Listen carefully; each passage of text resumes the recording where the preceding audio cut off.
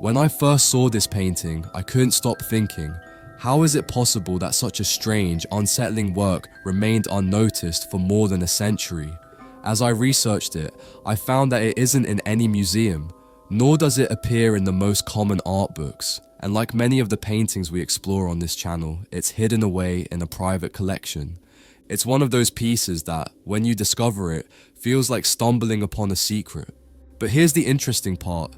The artist who painted it was not just any artist. Leon Spilliart was a young Belgian, only 18 years old when he created it. An artist who lived in constant insomnia, obsessed with Nietzsche and Poe, and who painted nocturnal visions as if they were mirrors of his own mind. That strange combination of youth, illness, and obsession produced images so unusual they seem ahead of their time. But the question we all ask is, what does this painting really mean? Is it a pagan ritual, an innocent game, or the projection of a tormented artist?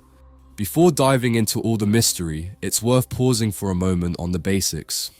The title of the painting is Faun by Moonlight, and Leon Spilliart painted it in 1900 when he was just 18 or 19 years old. And here's the thing, this isn't one of those massive oil paintings that dominate a museum hall. Spilliart worked with far more modest, but also more intimate materials. He used diluted India ink, black crayon, and colored pencils on paper. The result is something between a drawing and a painting, a hybrid that perfectly reflects the experimental spirit with which Spilliart began his career. As for its size, it's surprisingly modest. It measures only 49 by 63 centimeters. In other words, if you had it in front of you, it wouldn't take up more space than a large desk sheet. And yet, within those reduced dimensions, an entire strange universe unfolds. And here's the curious part. You can't just walk into a museum and come across it. Faun by Moonlight is kept in a private collection. That means very few people have ever seen it in person. It has appeared in temporary exhibitions such as the Royal Academy Retrospective in London in 2020 or at the Musée d'Orsay in Paris the following year, but outside those occasions, it vanishes again from the public eye. If we look closely at what Spilliart created, the first thing that stands out is the composition. At the center we find a faun, a half-man, half-goat creature from mythology, playing his flutes. But he isn't alone. He is accompanied by a herd of goats that follow him in silence, as if enchanted by his music. Above them, the full moon dominates the sky, bathing the scene in a cold, pale light. Everything is arranged in such a way that the viewer's gaze moves from the lunar glow down to the faun and finally disappears into the shadows of the goats. Spilliart chose an almost monochromatic palette. There are no vivid tones, no intense reds or blues, only blacks, greys, and whites with subtle variations. That choice is no coincidence. The stark contrast between the darkness of the field and the light of the moon turns the scene into something almost ghostly. It's as if we were looking at a photographic negative, an inverted vision of the real world. To understand why Spilliart painted something so strange, we need to travel back to his time. It's the year 1900, right at the turn of the century. All across Europe, there's an air of transition. Science is advancing, cities are growing, but at the same time, there's a deep fascination with dreams, the occult, and the irrational. This is the moment of symbolism, an artistic and literary movement that rebelled against realism and impressionism. While some painters sought to capture light and everyday life, the symbolists wanted the opposite, to look inward, into the mind, into mystery, and Spilliart was part of that wave. Look around, and the connections are clear. That same year, Freud published The Interpretation of Dreams, opening the door to a new world where the unconscious became the protagonist. In music, Debussy premiered his prelude à l'après-midi d'un faun, inspired by Mallarmé's poem about a faun dreaming between reality and fantasy. In literature, Edgar Allan Poe was still shaping an entire generation with his dark, melancholic tales, while Nietzsche was challenging traditional morality with his provocative philosophy. Spilliart absorbed all of this.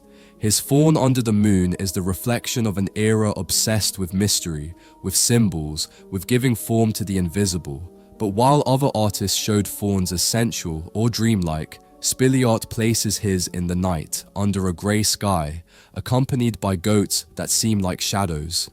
In Roman mythology, the faun was a spirit of the forests and fields, associated with fertility and wild nature. Its Greek counterpart is the satyr, companion of the god Dionysus, and both were usually depicted as creatures half man and half goat. They were musicians, players of the pan flute, and embodied both joy and vitality, as well as the most primitive and uncontrolled impulses. That's why, throughout history, fauns have been seen in two ways: as playful, sensual, and mischievous figures, or as dark beings tied to lust and the demonic. And that ambiguity is present in Spilliart's painting. For some, the faun is a charming guide, playing his music under the moon while playful goats follow him as if hypnotized. It could be read as an innocent, almost pastoral mythological scene. But there's a more unsettling reading. Remember that in Christian tradition, the goat is not a symbol of innocence, but of the opposite. It is linked to sin, the devil, the witch's Sabbath. In that light, what seemed like a nocturnal stroll becomes a strange ritual, a scene brushing against the satanic.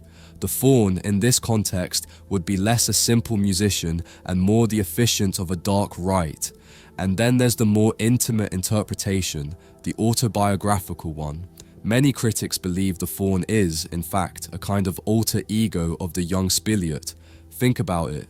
An 18-year-old boy, insomniac, sickly, obsessed with Poe and Nietzsche. The faun, solitary, playing for goats that look more like specters than animals, could symbolize the artist himself trying to soothe his inner demons, making music, that is, creating art, to give shape to his fears and fantasies. Spilliart suffered from a chronic ulcer that would follow him throughout his life. That constant pain led to endless nights of insomnia, and those sleepless nights shaped his vision of the world.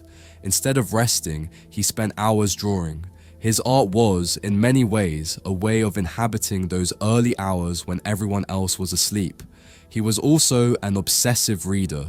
He immersed himself in Poe, with his tales of mystery and psychological horror. He admired Nietzsche to the point of copying his portraits and jotting down his quotes. All of this fueled his imagination, a mix of melancholy, radical philosophy, and dark visions. It's no surprise then that his faun under the moon feels like something born of feverish insomnia, from the mind of someone living between reality and nocturnal delirium. But the truth is that Spilliart never left a clear interpretation of this painting. He never said what he intended to convey. So today, more than a century later, it's up to us to decide what we see there. A mythological play, a disturbing ritual, or the intimate portrait of a young man with his own demons.